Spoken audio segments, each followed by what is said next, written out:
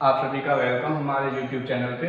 हम अपनी online classes चला रहे हैं विद्यालय में। कोरोना वायरस के कारण जो स्थगित हो रखी है विद्यालय पर जो प्रोग्राम है उनके आधार पर हम ऑनलाइन क्लासेस, ताकि आप सभी को शिक्षा के क्षेत्र में आप सभी को कोई भी किसी भी प्रकार का अवरोध प्राप्त न हो। यहाँ पे हमने विज्ञान विषय का एक टॉपिक है प्रकाश अध्याय, जो उसके बारे में हम पढ़ने वाले हैं।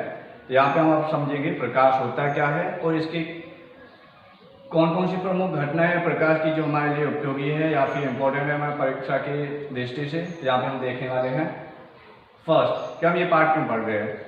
तो ये यहाँ पे हम देखेंगे कि हमारे विषय की जो फिजिक्स विषय है भौतिक, उसका एक बहुत ही इम्पोर्टेंट एक महत्वपूर्ण टॉपिक है प्रकाश। और यहाँ पे हम देखेंगे कि इस पार्ट से लगभग 5 या 6 नंबर का 5 नंबर का 100% ये पार्ट रहेगा हमेशा, जिस प्रकार से पिछले कुछ बोर्ड के पेपरों में हमने देखा है। तो यहाँ पे हम पढ़ रहे हैं प्रकाश, और किस प्रकार से पढ़ना है, क्या क्या पढ़ना है, क्या जरूरी है, वो सब हम यहाँ पे पढ़ रहे हैं। देखो फर्स्ट प्रकाश। प्रकाश होता क्या है? प्रकाश हम कहेंगे एक ऊर्जा है। प्रकाश एक ऊर्जा है जो क्या कर रही है, जो ट्रेवल कर रही है सदैव सीधी रेखा में, सरल रेखा में, या फिर कभी कभी यह सरल रेखा में गमन नहीं भी करती है। तो हम देखेंगे कि यदि किसी वस्तु को हमें देखना है, किसी भी प्रकार की वस्तु को हमें देखना है, तो उसके लिए हमें क्या करना पड़ता है, तो उसके लिए हमें प्रकाश की आवश्यकता होती है। कैसे, तो हम समझेंगे। जैसे कि हमें रात्रि में किसी वस्तु को देखना है, तो उसके लिए हम क्या करेंगे, उसके लिए हम टॉर्च या फिर विद्युत बल्ब का उपयोग करते हैं ताकि हम वस्तु को देख सकें। इसी प्रकार से दिन में यदि हमें किसी वस्तु को देखना है, दिन में और किसी वस्तु को देखना है, तो हम क्या करते हैं, तो हम सूर्य का प्रकाश उपयोग करते हैं, या फिर हमें सूर्य का प्रकाश प्राप्त हो रहा होता है। इस प्रकार से हम कह सकते हैं कि जो हमारा प्राकृतिक रूप से प्रकाश का स्रोत है वो क्या है हमारे पास में, वो हमारे पास में सूर्य है। तो यहाँ पे हम समझे, जैसे कि हमें पता है श्वेत प्रकाश, उसके अंदर बहुत सारे वर्ण होते हैं, लगभग 6-7 वर्ण, जो जिसके बारे में हमने पढ़ रखा है, जो वर्ण विक्षेपण होता है तब हमने समझ रखा है पिछली कक्षाओं में। तो यहाँ पे हम देखेंगे कि जो वस्तु किसी कलर को या फिर रंग को अवशोषित करती है, वो हमें उस वस्तु के अंदर वो रंग हमें नहीं दिखाई देता है, जबकि जो वस्तु जिस रंग को परावर्तित करती है वो वस्तु हमें दिखाई देती है। जैसे कि हम यहाँ पे देखते हैं, ये हमारा बोर्ड है, ये बाकी सभी कलर को अवशोषित कर रहा है, लेकिन ये हरे रंग को क्या कर रहा है, ये परावर्तित कर रहा है, इसीलिए ये क्या कर रहा है, ये हमें दिखाई दे रहा है हरा रंग का। तो इसी प्रकार से हम देख रहे होंगे कि प्रकाश के कारण ही हमें वस्तुएं दिखाई देती है। अब हम यहाँ पे समझेंगे कि प्रकाश की द्वैत प्रकृति होती है। द्वैत प्रकृति का अर्थ क्या हुआ कि प्रकाश कण और तरंग दो प्रकार का रहेगा। कण भी किसी समय वो कण के रूप में कार्य करता है और किसी समय वो तरंग के रूप में उपस्थित रहता है। आज हम एक इम्पोर्टेंट टॉपिक जो कि परावर्तन है, हमारा परावर्तन टॉपिक जो है उसके बारे में पढ़ने वाले। ये बहुत ही ज़्यादा इम्पोर्टेंट है, बहुत ही ज़्यादा इम्पोर्टेंट है। आगे वाली कक्षा में भी आपको बहुत ही महत्वपूर्ण लगेगा। चलो हम समझते हैं इसे। परावर्तन का अर्थ क्या होता है, इसे समझते हैं। परावर्तन का अर्थ होता है जब कोई प्रकाश किरण एक माध्यम से चलती है तथा उस माध्यम में रखी किसी परावर्तक पृष्ठ से टकराकर पुनः उसी माध्यम में चली जाती है, तो प्रकाश की यह घटना हमारी क्या कहलाती है, परावर्तन कहलाती है। अब इसे समझते हैं। जैसे कि मान लो ये हमारा कोई परावर्तक पृष्ठ है। परावर्तक पृष्ठ का अर्थ क्या हुआ कि ऐसा पृष्ठ जो प्रकाश का परावर्तन करेगा। अर्थ क्या हुआ कि उससे टकराने के पश्चात प्रकाश किरणें वापस से लौटेगी, उसके अंदर से आमने सामने नहीं जाएगी। जैसे कि हमारे पारदर्शी कांच होते हैं या फिर उसके आमने सामने से जा रही होगी, जबकि यहाँ पे हमारा परावर्तक पृष्ठ होगा, उसके आमने सामने से प्रकाश किरणें नहीं गुजर रही होगी। तो हम यहाँ पे देखेंगे जब कोई प्रकाश किरण किसी माध्यम में गमन करता है, तो परावर्तन के पश्चात या फिर किसी परावर्तक पृष्ठ से टकराकर पुनः उसी माध्यम में लौट जाता है, यह घटना परावर्तन कहलाती है। मैं वापस से बोल देता हूँ एक बार। जब कोई प्रकाश किरण किसी माध्यम में गमन करते हुए उस माध्यम में उपस्थित परावर्तक पृष्ठ से टकराकर पुनः उसी माध्यम में वापस लौट जाती है, तो प्रकाश की यह घटना हमारी क्या कहलाती है, यह घटना परावर्तन कहलाती है। यहाँ पे हम कुछ चीजें सीखने वाले हैं। देखो यहाँ पे ये हमारा क्या है, आपतित किरण है। आपतित किरण का अर्थ क्या हुआ, वह किरण जो आने वाली होती है। या फिर जो आपतित हो रही है, या फिर जो प्रकाश किरण आके परावर्तक पृष्ठ पे टकरा रही होती है, उसे हम कहते हैं आपतित किरण। और ये परावर्तन के पश्चात जा रही है, इसे हम कहते हैं परावर्तित किरण। ये हमारी परावर्तित किरण है। तो यहाँ पे हमने देखा, क्या देखा कि ये आपतित किरण है, ये परावर्तित किरण है। और फिर हम देखेंगे यहाँ पे एक अभिलंब, जैसे कि हमने यहाँ पे लिख रखा है अभिलंब। अभिलंब क्या होता है? तो एक लंबवत किरण है ना, यहाँ पे इसकी लंबवत, या फिर हम इसे समझ लेते हैं, यहाँ पे ये लंबवत है और ये लंबवत, मान लिया कि यहाँ पे ये एक लंबवत अभिलंब है। तो अभिलंब के साथ में ये आपतित किरण भी कौन बनाती है? अभिलंब। और परावर्तित किरण भी कौन बनाती है? इसे हम क्या कहते हैं? आपतित कोण।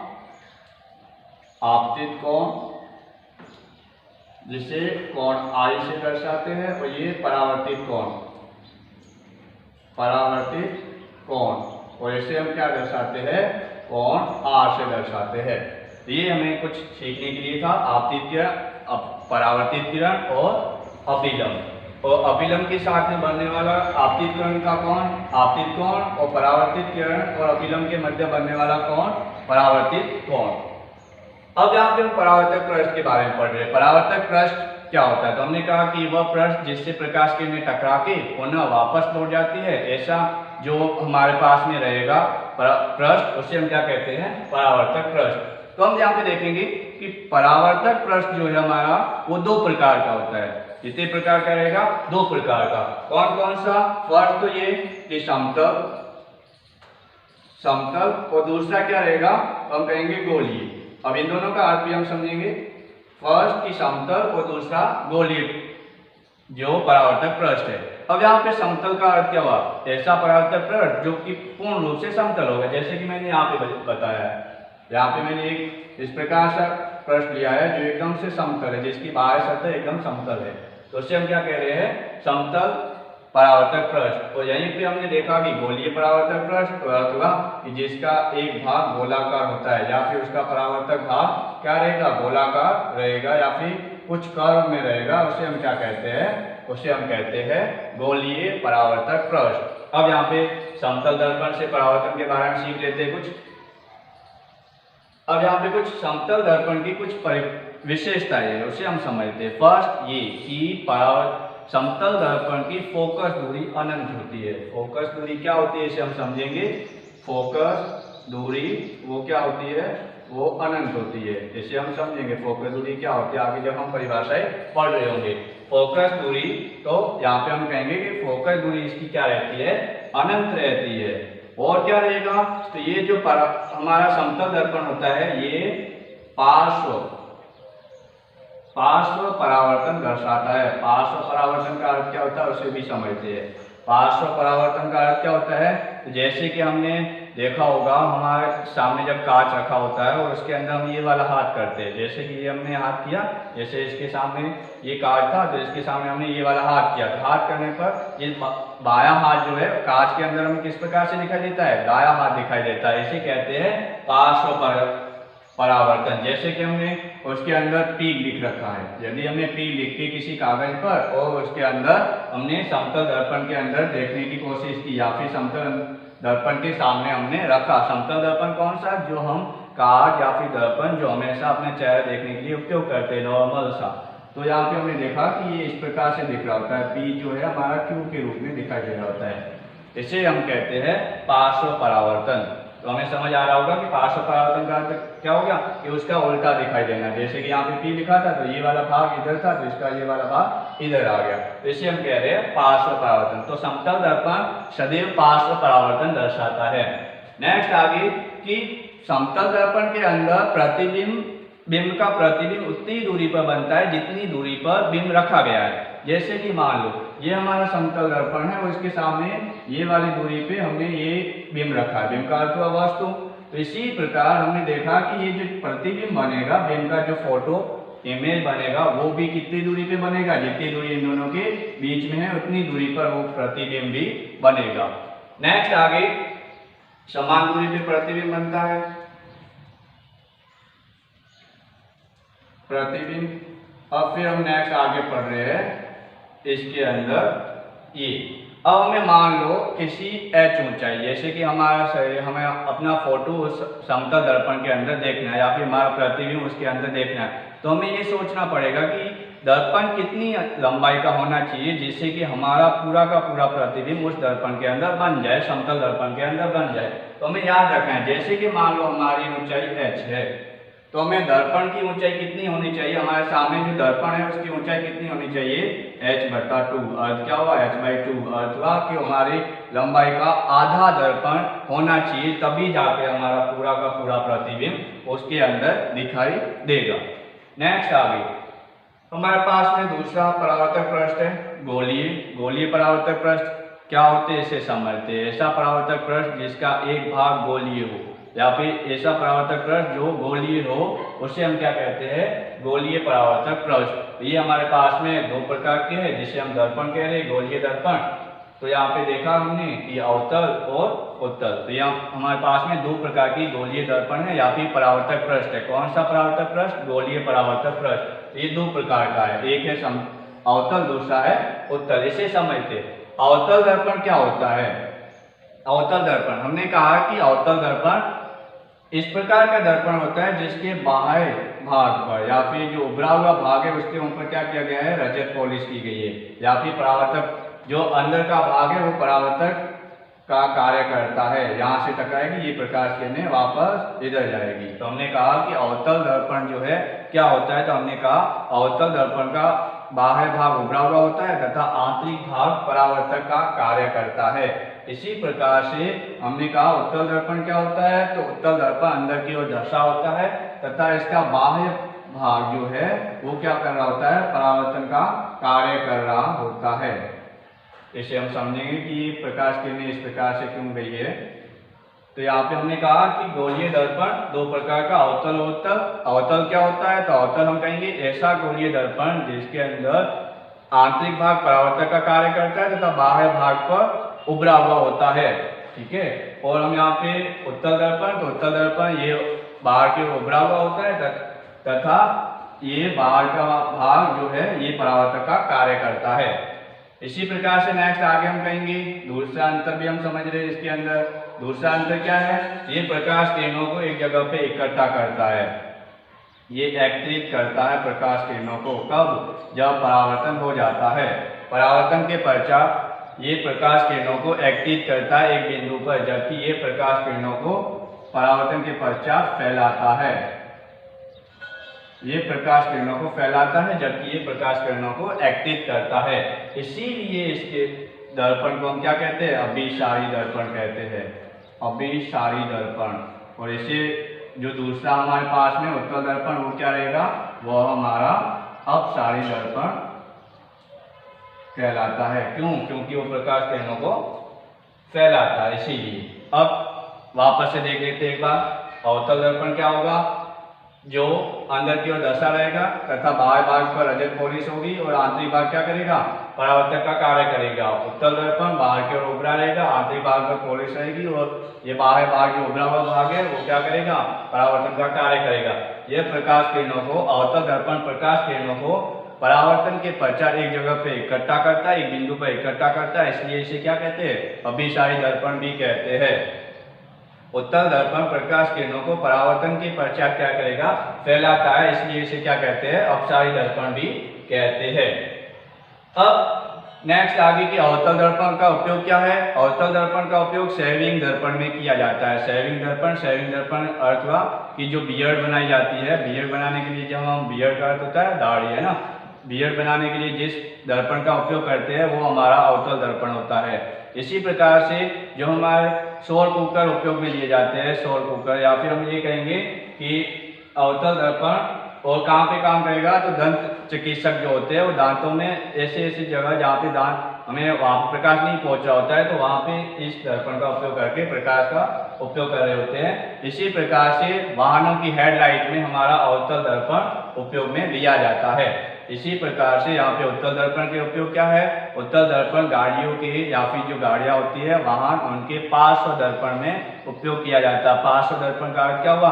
साइड गार्ड, जो साइड मिरर होता है जो कि हमें पीछे का दृश्य दिखाने का कार्य करता है, वो हमारा उत्तल दर्पण होता है। और हमने और कहाँ पे इसका उपयोग देखा होगा? तो इसका उपयोग हमने एटीएम मशीन पे भी देखा होगा। एटीएम मशीन के साइड में लगा रहता है एक छोटा सा, जो क्या दिखा रहा होता है, जो पीछे की जो हमारे पीछे के जो ग्राहक खड़े रहते हैं उनके बारे में हमें दिखा रहा होता है, जिससे ये सुरक्षा की दृष्टि से लगाए जाते हैं। तो यहाँ पे हमारा गोलीय दर्पण समाप्त हो गया। अब नेक्स्ट आगे परावर्तन। कुछ परावर्तन के नियम पढ़ने वाले हैं। परावर्तन के नियम क्या है, इसे समझते हैं। परावर्तन के नियम, दो परावर्तन के नियम है, आपतित किरण, परावर्तित किरण और अभिलंब, तीनों एक ही तल में होने चाहिए। ये हमारे परावर्तन के नियम है। परावर्तन के नियम क्या है, इसे याद रखेंगे। फर्स्ट आपतित किरण, परावर्तित किरण और अभिलंब, तीनों एक ही तल में होने चाहिए। आपतित किरण कौन सी? ये आने वाली किरण। परावर्तित किरण कौन सी? ये जाने वाली किरण। और अभिलंब, अभिलंब जो कि इसके लंबवत रहेगा, उसे हम क्या कह रहे हैं? अभिलंब। आपतित किरण के बिंदु पर जो अभिलंब, हमेशा तीनों एक ही तल में रहते हैं। नेक्स्ट आगे दूसरा नियम क्या है? आपतन कोण, जिसे कोण आई कहते हैं, और परावर्तन कोण, जिसे कोण आर कहते हैं, सदैव बराबर रहते हैं। यहाँ पे हमें ये समझ में आ गया होगा कि परावर्तन के नियम क्या है।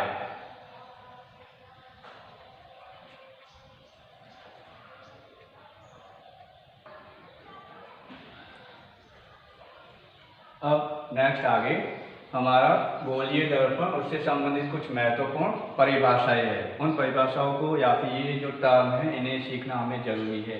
क्यों? क्योंकि इसके अलावा हम जो आगे वाले टॉपिक है वो नहीं पढ़ सकते या फिर उसे समझ नहीं सकते। इसीलिए हमें ये क्या करना होगा, इन कुछ टर्म को याद करना होगा, इन टर्म को हमें समझना होगा कि ये किस प्रकार से क्या क्या है। फर्स्ट हमारे पास में है फोकस बिंदु। फर्स्ट हमारे पास में क्या है?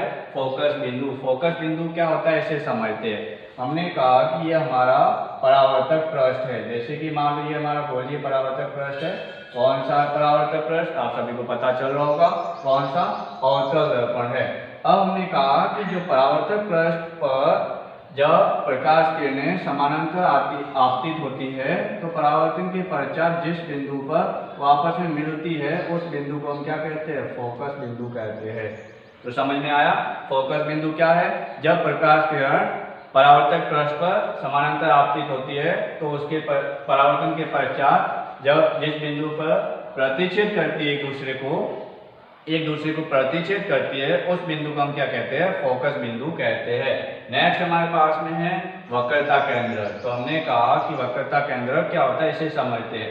वक्रता केंद्र, जैसे कि हमारा गोलीय दर्पण था, किसी गोले का कटा हुआ भाग होगा, उस जैसे कि ये किसी गोले का कटा हुआ भाग है, उस गोले का केंद्र बिंदु, जैसे कि मान लीजिए इस गोले का कटा हुआ भाग था, इस गोले का केंद्र बिंदु या फिर केंद्र जो होता है वही क्या होता है? वक्रता केंद्र, जिसे हम सी से लिखते हैं। तो वक्रता केंद्र क्या होता है? तो गोले को या फिर जो गोलीय दर्पण जिस गोले का कटा हुआ भाग माना जाता है, उस गोले का केंद्र हमारा वक्रता केंद्र कहलाता है, जिसे हम किससे दर्शाते हैं? सी से दर्शाते हैं। नेक्स्ट आगे ध्रुव। ध्रुव क्या होता है, तो इसे समझते हैं। ये हमारा परावर्तक पृष्ठ है, यहाँ से लेकर यहाँ तक। इस परावर्तक पृष्ठ का जो मध्य बिंदु होता है, इसे हम क्या कहते हैं? ध्रुव, जिसे हम O से लिखते हैं। ये हमारा परावर्तक पृष्ठ का मध्य बिंदु क्या रहेगा? ध्रुव कहलाता है। अब नेक्स्ट आगे वक्रता त्रिज्या क्या होती है? तो वक्रता त्रिज्या, तो हमें पता है कि त्रिज्या क्या होती है? केंद्र से परिधि के बीच की जो दूरी होती है वो त्रिज्या होती है। तो ये हमारा गोले का केंद्र है, तो ये हमारा परिधि का बिंदु है, परिधि बिंदु जो बाहर का परिधि का बिंदु है। तो इन दोनों के बीच की जो दूरी है वो हमारी क्या है? वक्रता त्रिज्या है। नेक्स्ट आगे वक्रता त्रिज्या, इसके बाद में फोकस दूरी। फोकस दूरी क्या होगी? तो हमने कहा कि फोकस बिंदु और ध्रुव के बीच की जो दूरी है वो हमारी क्या है? फोकस दूरी हो, जिसे हम छोटे f से दर्शाते हैं। और ये जो हमारी त्रिज्या होती है, त्रिज्या, इसे हम r से लिखते हैं। नेक्स्ट आगे मुख्य अक्ष। मुख्य अक्ष क्या होता है? तो मुख्य अक्ष के बारे में समझेंगे कि वक्रता केंद्र और ध्रुव को मिलाने वाली काल्पनिक रेखा। वक्रता केंद्र और ध्रुव को मिलाने वाली काल्पनिक रेखा हमारी क्या कहलाती है? मुख्य अक्ष कहलाती है। एक और जिसे हम क्या कह रहे होंगे? परास या फिर द्वारक। द्वारक हमें प्रश्न द्वारक के हिसाब से आएगा, जबकि हम परास से भी समझ सकते हैं। कैसे? जैसे कि यहाँ पे देखेंगे, ये जो भाग है परावर्तक पृष्ठ का, यहाँ से यहाँ तक ये क्या करने में सक्षम है, ये परावर्तन करने में सक्षम है, प्रकाश किरणों को परावर्तन करने में सक्षम है। ये वाला इस दर्पण का परास है, और यही परास क्या कहलाती है? इसका द्वारक कहलाती है। तो द्वारक क्या है? तो परावर्तक पृष्ठ का वो भाग जो परावर्तन का कार्य करता है, उस पूरे भाग को हम उसका द्वारक कहते हैं।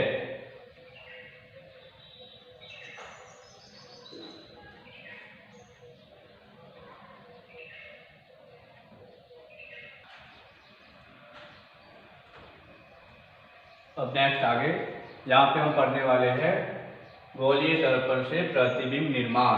प्रतिबिंब निर्माण ये हमारा सबसे महत्वपूर्ण टॉपिक है। प्रतिबिंब निर्माण ये जो हमारा सबसे महत्वपूर्ण टॉपिक है। क्यों? क्योंकि इससे हमारा बोर्ड के प्रश्न सीधे से पूछे जाते हैं कि प्रकाश किरण बनाइए, प्रकाश किरण चित्र बनाइए। किस चीज़ के लिए? तो हमें अलग अलग स्थितियाँ दी जाएगी, उनके लिए हमें क्या करना होता है? प्रतिबिंब निर्माण करना होता है, प्रकाश किरण से प्रतिबिंब निर्माण करना होता है। तो यहाँ पे प्रतिबिंब निर्माण के लिए हमारे पास में कुछ नियम रहेंगे जिसे हम सीख सकते हैं, ताकि हम आसानी से प्रतिबिंब निर्माण कर सके। यहाँ पे हमारे पास में 3 नियम रहेंगे, प्रतिबिंब निर्माण के 3 नियम रहेंगे। कौन कौन से, इसे समझते हैं।